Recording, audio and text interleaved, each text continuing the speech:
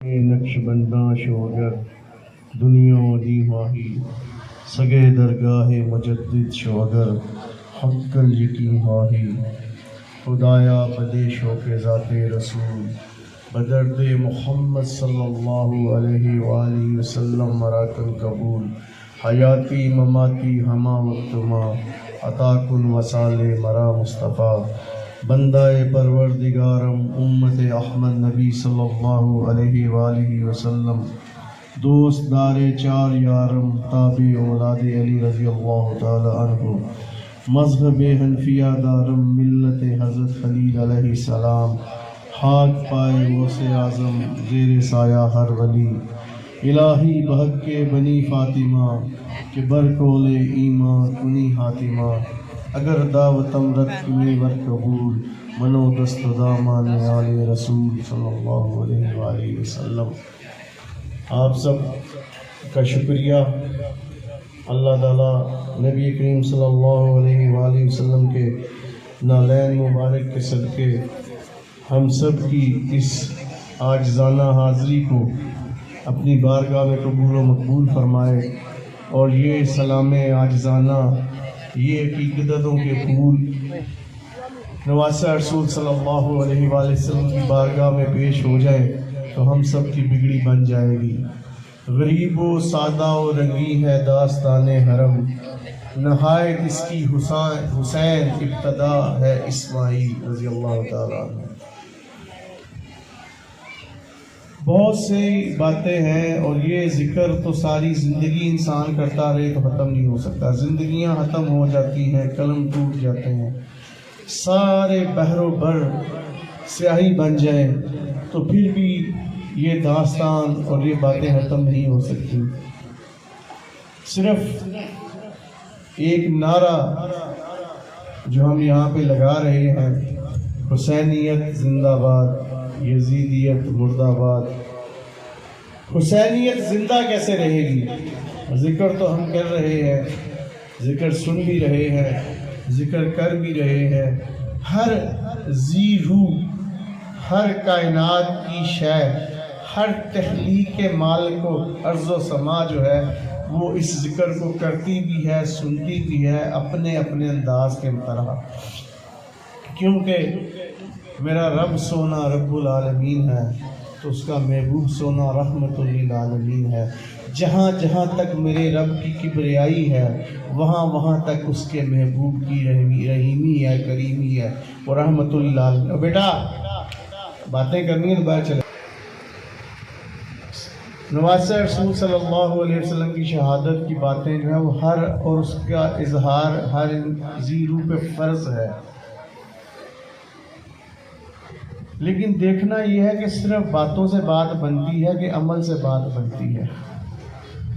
حسینیت زندہ اسی طرح رہے گی کہ ہم حسین کے سجدے کی قدر کر لیں، ہم حسین کے فلسفہ قربانی کو سمجھ لیں، ہم اس امتحان گاہ کی آزمائشوں کو سمجھنے کی کوشش کریں۔ آج شاید جب بچے گھروں کو جائیں تو گھر میں پوچھا جائے پڑھائی ہوئی تو کہ کوئی نہیں ہوئی۔ پڑھائی ہوئی؟ آج پڑھائی ہوئی؟ نہیں ہوئی نا، کتابیں نہیں کھلی، کاپیاں نہیں کھلی، ٹیچر کلاس میں نہیں آئے۔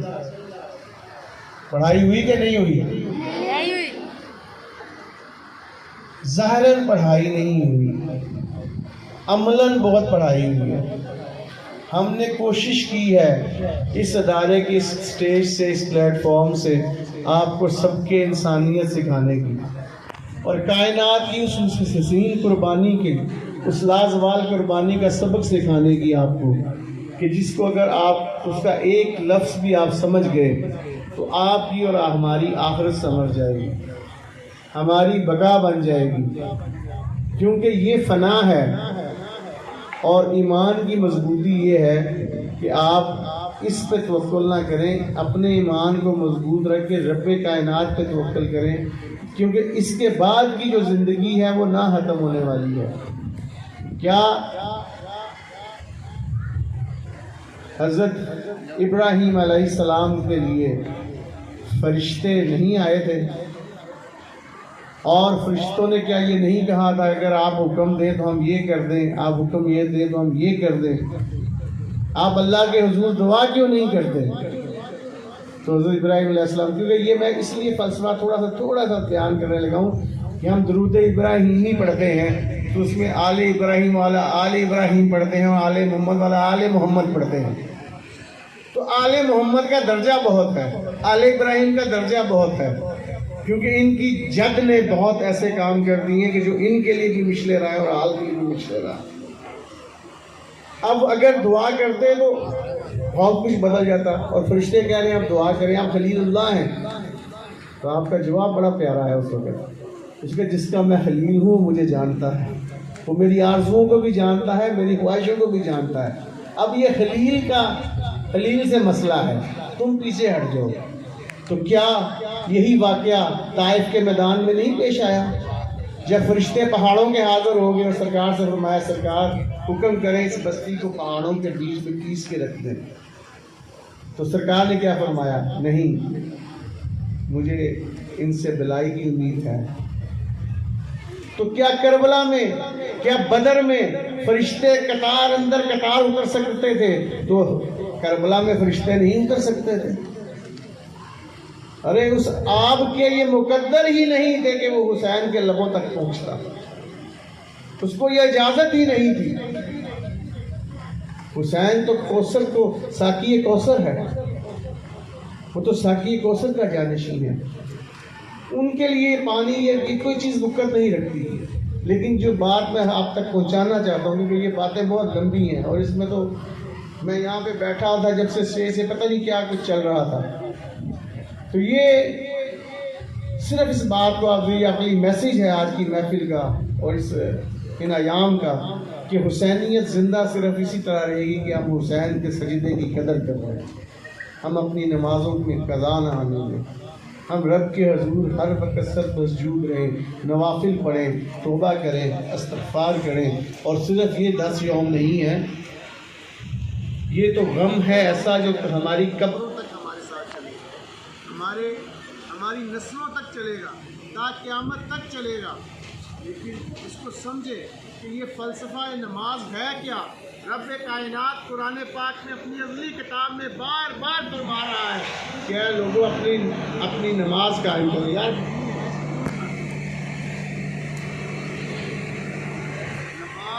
نماز قائم کرو، نماز قائم کرو، نماز کی جو ہے نعرہ تکبیر، اللہ اکبر،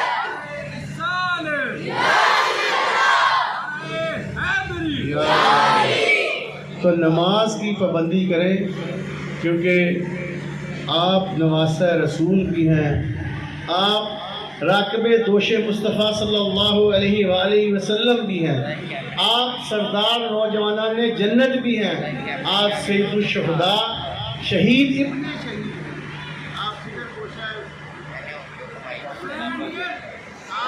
آپ کے والد بھی نماز میں شہید ہوئے، آپ کے والد سے محترم شیر خدا بھی نماز میں شہید کیے گئے، اور آپ کا بھی جب آخری لمحہ آیا تو آپ عصر کی نماز ادا کرنے کے لیے آپ نے سجدہ ادا کیا، اور ظالموں نے جو کچھ کیا وہ آپ سب کے سامنے آپ نے سنا ہے۔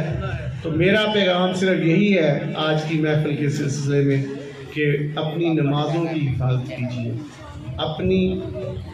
ابھی شاہ صاحب بھی پڑھ رہے تھے کہ حضرت جبرائیل علیہ السلام سیدۃ النساء العالمین رضی اللہ تعالیٰ عنہ کی بارگاہ میں بغیر اجازت حاضر نہیں ہوتے تھے۔ روز محشر جب آپ کی سواری گزرے گی تو تمام ذی روحوں کو حکم ہوگا سب اپنی نگاہیں جھکا لو، سب اپنی نگاہیں نیچی کر لو۔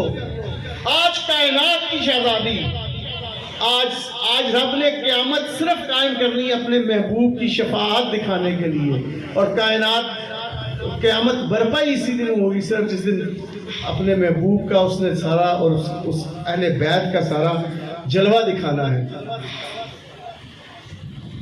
آپ اور ہم کیا ہیں یار، کس چیز پہ اتراتے ہو؟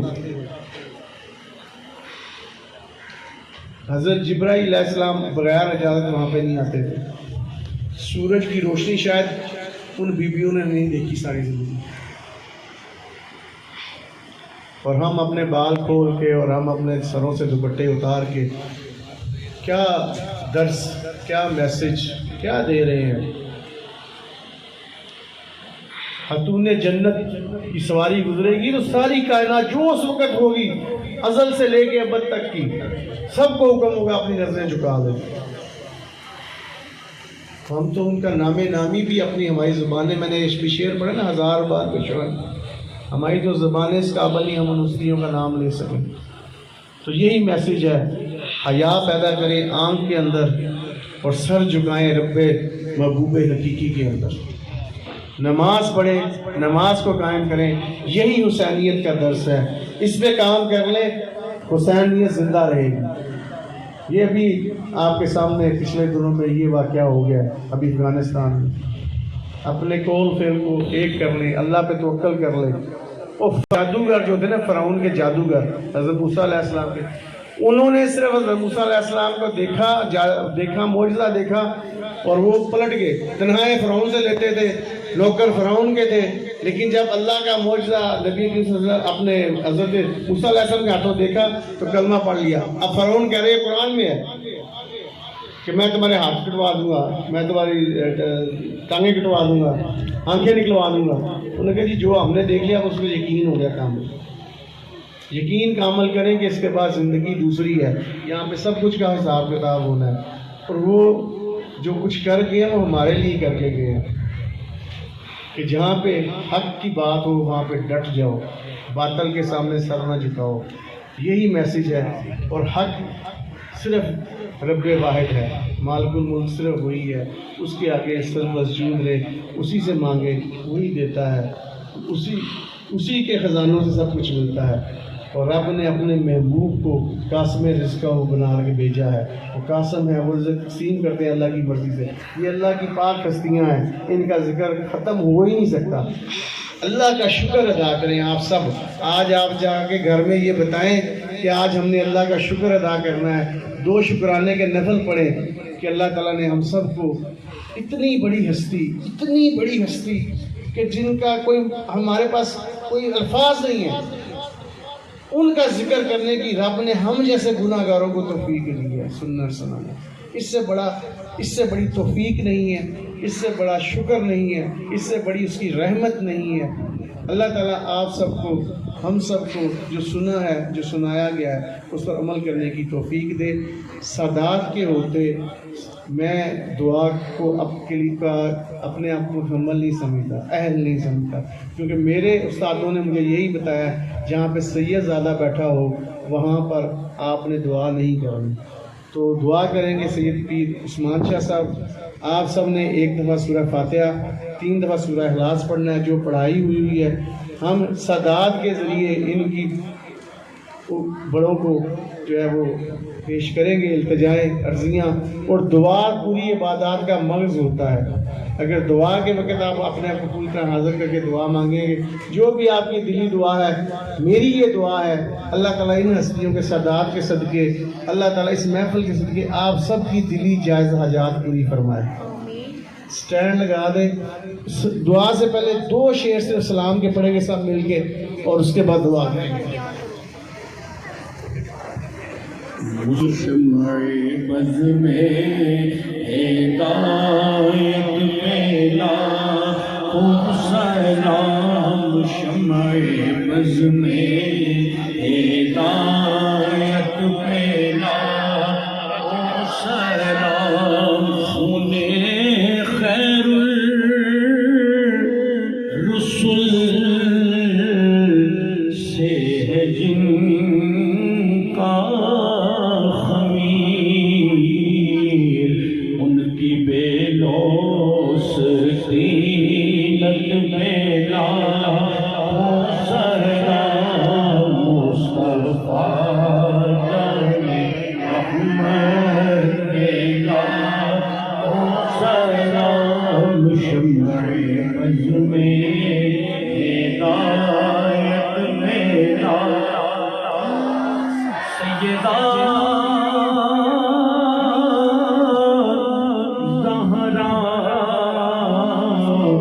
طیبہ طاہرہ سیدہ